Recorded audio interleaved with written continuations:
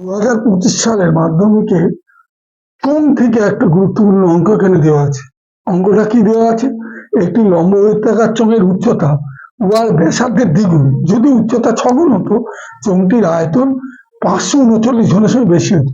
চোঙটির উচ্চতা কত? তাহলে এখন এই অঙ্কটা করতে গেলে দেখতে হবে তাহলে উচ্চতার ব্যাসার্ধে কিছু দেওয়া নেই, তাহলে ধরে নিতে হবে। ধরি ব্যাসার্ধ কত? চোঙটির ব্যাসার্ধ সমান আর এখানে সেমি আছে, এই ডেসিমি আছে, ডেসিমি।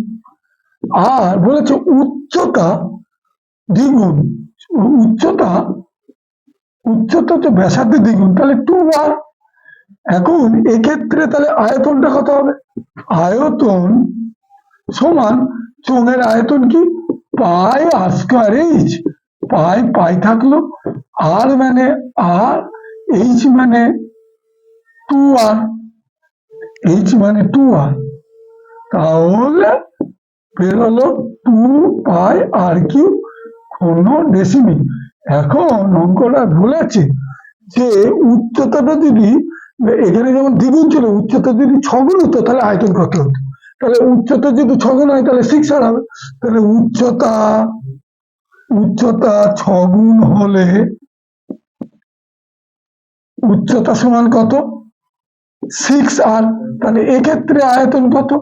এক্ষেত্রে আয়তন সমান, তাহলে পাই আর স্কোয়ার ইন্টু 6r, যেহেতু উচ্চতা, তাহলে 6πr³ ঘন ডেসিমি। এখন লাস্টের আয়তন হলো 6πr³ আর প্রথমেরটা 2πr³, তাহলে এদের পার্থক্য হচ্ছে 539। তাহলে অতএব 6πr³ আর বিয়োগ 2πr³ সমান 539। তাহলে অতএব 6πr³ বিয়োগ 2πr³ সমান 539। এখানে যদি আমি বিয়োগ করি 4πr³ সমান 539। এবার কাটাকুটি করলে অঙ্কটা বেরিয়ে যাবে। তাহলে 4 পায়ের মান 22/7 r³ সমান 539। এখন r³ সমান 539 বসালাম, চারটে এদিকে চলে এলো, 1-4 আর 7-22। এখন 22 আর এই 539কে কাটাকুটি করলে 11 দিয়ে, 11 দুগুণে 22, আর এখানে 4-11 44, 4-11 44 আর থাকছে 99, 9-11 99। তাহলে r³ সমান বেরোলো 49, 7 গুণ করলে 343 আর 4-2 8। তাহলে আমার আর এর মান বের করতে হবে।